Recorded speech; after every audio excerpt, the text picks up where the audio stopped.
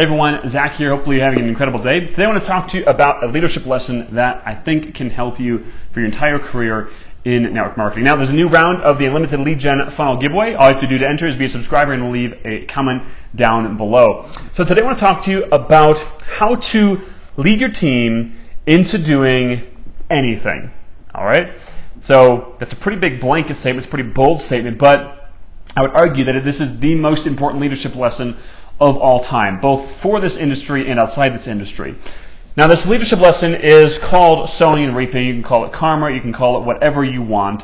I personally view it as sowing and reaping. Now, I learned this from one of our old uplines. So I want to give credit where credit is due. I didn't make this up.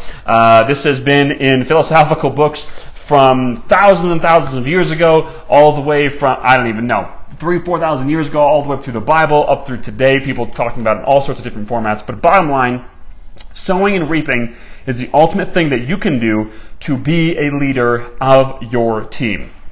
How does this actually apply to you? Well, first of all, know this. Everything that you do to your upline, your downline will do to you. Okay? Everything you do to your upline, your downline is going to do to you. So for instance, let's say I want my downline to take more action. I want them to work harder, right? Here's what I need to do. I need to work harder. Now, if I think I'm working hard enough, but I don't have a team that is doing anything, clearly I'm not that credible yet. I don't have as big of a team as I need to have. So what I need to do is take more action. Now, I don't necessarily just mean hustle. Use the rules of NLM Rebels that we talk about to actually get more results. You don't necessarily have to hustle harder. You just might need to work smarter. But the point is, your activity is not producing the results that you want. So if you want downline that produces more results, if you want them to take more action, you need to take more action. You need to work smarter, okay? If you want your downline to respect your leadership more, this is what you need to do. You need to respect your upline's leadership more. If you want to coordinate a team call, right, or a team meeting every week or every few weeks or every month or whatever, if you want to coordinate that, but you barely show up for your upline's team call, do you really think you can expect your downline to show up for yours? Of course not. See, not only are you breaking the laws of leadership, you're breaking whatever your spirituality is, you're breaking it. Because I don't care if you are an Eastern believer and you believe in karma. I don't care if you're a more Western believer, believe in sowing and reaping. I don't care if you don't have any spiritual background. You do probably believe in whatever kind of goes around comes around, right? So if I'm trying to get something from someone and I'm not willing to give it, you can see how I'm never going to get it, right? So whatever you do to your upline, your downline's going to do to you. And I would argue this, that whatever you do bad to your upline and for your team in general, whatever you do poorly, your downline's going to do double of that, and they're probably going to do half of what you do well.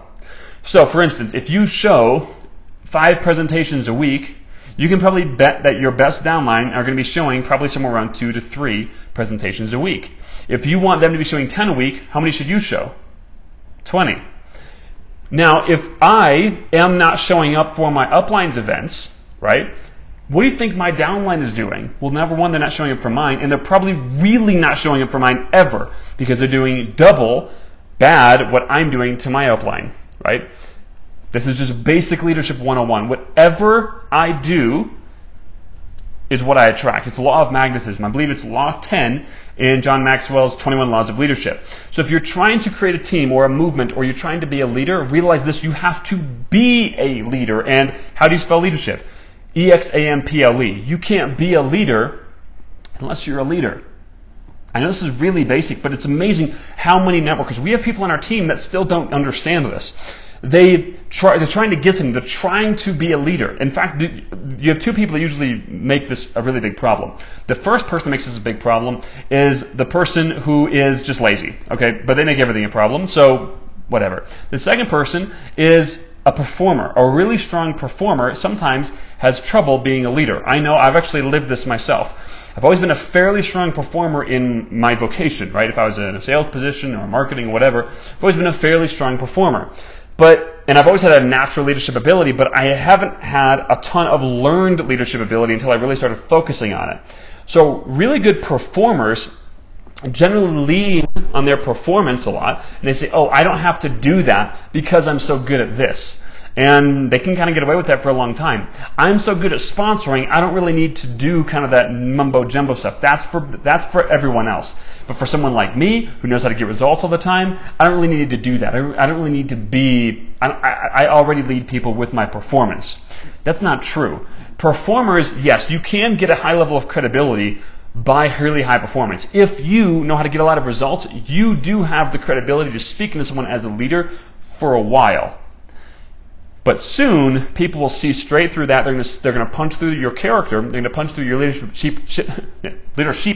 leadership ability, and they're not going to follow you because you don't have leadership ability. You just have performance. If you don't believe me, I want you to think about if you've ever been in the producing side of any sort of job. You know that some of the highest producers are sometimes some of the worst leaders.